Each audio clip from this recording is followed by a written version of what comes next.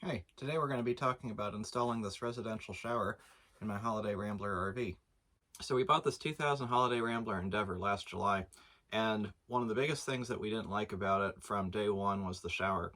The factory shower on these is a 34-inch shower, what they call a neo angle, and the result of it is that you don't have a whole lot of room in the shower. It just has a spray wand that basically hit my neck, and the whole thing's not very functional, and there's a lot of wasted space kind of in this area, and then over here between this wall that surrounds a vent pipe and the shower you have several inches on either side that just isn't very usable.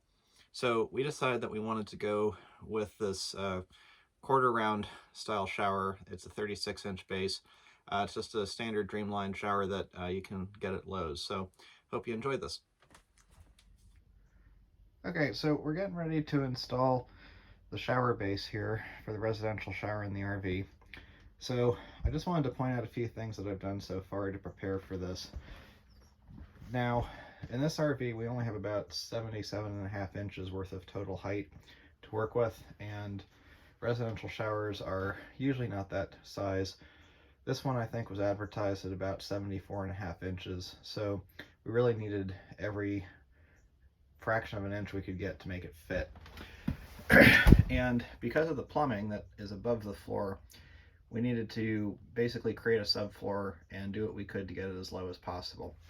So what I did here is I cut these scrap 2x4s, which happen to be the perfect thickness, put them down, and then you can see that this base that we used here has these PVC circles on the bottom of the fiberglass.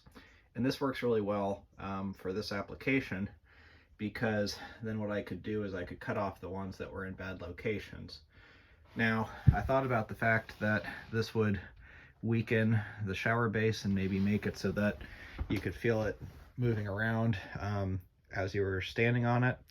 But I've had it on the new on these 2x4 bases, and tried jumping up and down a little bit, and I haven't noticed it move at all. So it seems like it's pretty sturdy. So the next thing we're going to do is we're going to make some walls to support the sides of the shower that we're going to put up. We want to put those up before we then put mortar down and put the base down permanently. The other thing that I need to do is I need to make the drain plumbing, because you can see that there's the drain pipe. The trap fit into this area from the factory, and I want to stick with that. But essentially this is going to be completely inaccessible once it's down, which I'm not fully happy with, but it's not much different than a house or many of the other things in the RV, so it is what it is. But what I'm going to do is I'm going to get all the PVC together and then cement them after doing a whole lot of measurements and trial fits to make sure that everything looks like it lines up properly. So let's get to it. Okay, we got the walls up, and what I did with this was there's just a 1/4 inch sheet of plywood, and then on this wall there's a 1/2 inch, and then this wall is going to support the fixture, so I wanted it to be thicker so it could hold more strength. I made a cutout down here so that the wood wouldn't rub on the PEX lines. I probably made it a good bit bigger than it needed to be, but it's going to be fine. So next is going to be putting down the shower base. Well, we got the shower pan in, mortar's down, and made it thick enough so it touched the bottom. And it's settled pretty well. It's all the measurements are good. So now we're going to give it a good 24 hours to cure before we put the walls on. Well, it's a few days later, and we've been continuing to piddle away on the shower, and I'm really happy with how all of this is coming together. So the shower pan itself feels extremely solid. So those areas where I had cut out a little bit to make some room for keeping it lower doesn't seem to have impacted the rigidity any. I'm really happy with how that is. These walls we were sort of wondering about. These are just a cheap American standard shower wall, 3-piece. I think like 75 bucks, and it's really thin. It's only maybe 1/4 inch thick, but and I was wondering how they were going to feel when they were up, but really they feel quite good. You know, and if you think about it, on this wall, there's a 1/2-inch plywood behind it, so that gives it some good rigidity. On this wall, there's 1/4-inch plywood, and then the main RV wall and all of that. So really, it's all come together quite nicely. The instructions on these walls said to put some tub, what do they call it? Tub and tile, I guess, adhesive on the one side, and then tub silicone on the other side, and then put them together. So did that, and they're holding up. They're holding onto the wall quite well. They feel firm and rigid. Haven't done the siliconing yet. We're going to do that last because there's going to be a whole lot of it to do. So figure we may as well just do it all at once. So then the next thing we did, I'm sorry that the video is not too good. It's just hard to stand back far enough to get a good video, is put the rail in for the main shower doors. So you can see it is very close, but there is a little bit of a gap at the top. So I think that'll be fine. But there's still enough gap that it's not wedged in, so don't have to worry about that causing issues going down the road. Normally this is expected to get put into drywall, so they have drywall anchors. In this case, I just used normal screws going through. They say in the instructions to they only say in the instructions about putting an adhesive on the bottom rail, but we figured that for how we're doing this, it would make sense to do on these side rails as well, just to give it a little bit of extra gripping force. So we put adhesive all around, and it's in. It feels quite sturdy. The only thing that I wasn't happy with how it came out was on this wall. You can see that ultimately this wall was just not, the wall isn't entirely straight. It goes back a good ways over here. So this is a good sized gap. I'm not too worried about it though. It'll just need a whole lot of silicone, and not ideal, but reality is I think once it's siliconed, you're not going to notice it a whole lot. So, but these are in, these are sturdy.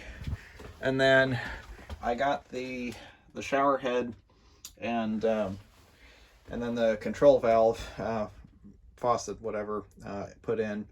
So you can see what we did here. This is the RV had this skylight in there, and I think the idea was that you could reach up there with the spray handle, wash your hair or something, and give you a little bit more room while you're in the shower, but it really just wasn't very functional. And you know, the spray wand, whatever you want to call it, is about the height that this one is, and so you really just couldn't. If you were taller, you didn't have much room, and even my wife didn't have much room. So with this gooseneck shower head, I did have to tweak the bar a little bit to get it to the right position, but it sits right up there, and that's really where it's going to sit. I have to put a spacer on the back. I'll get there in a second, but I can stand underneath it without having to crouch down at all, so I'm really happy about that. It's going to make showers a lot nicer. So now I'll show you what I did over here. So this RV has PEX plumbing. So what I did was I just went and bought the tools and some PEX line.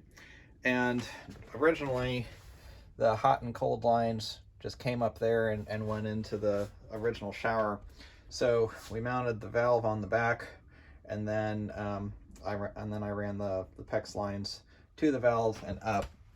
Now you can see that I put this brass pipe hanging down from the shower head. So the reason I wanted to do this was that the plumbing, if you were doing this in a house, the plumbing would be, I think, more rigid and able to better support the top of the shower head. The PEX plumbing is, of course, not rigid at all. And so what made sense to me with this is that I have the nice rigid brass. I can put probably just a scrap 2x4 piece underneath here, and then this will help to kind of keep this, and I'll put a clamp on here as well. And then this will help to keep the shower head nice and rigid so that hopefully it doesn't flop out, vibrate going down the road. So now I think it's time to put the walls in for the shower and see how that looks. Well, I got the doors on, and this all really went pretty easily. Just a couple of notes that I'll make. On the instructions for this, for the glass, it said that they recommended putting a bead of silicone along the bottom. So I decided to do a bead of silicone on all three sides, top, bottom, and then on the inside. I figured that adds a little bit more cushion. I was doing it for cushioning more than anything else, just since this is going down the road and I don't want the glass to get any kind of imperfections in it. They include this little plastic strip that goes down the side on each of these, and that probably provides some level of cushioning, at least on the one side, but I figured the silicone wasn't going to hurt anything and maybe make it a better seal.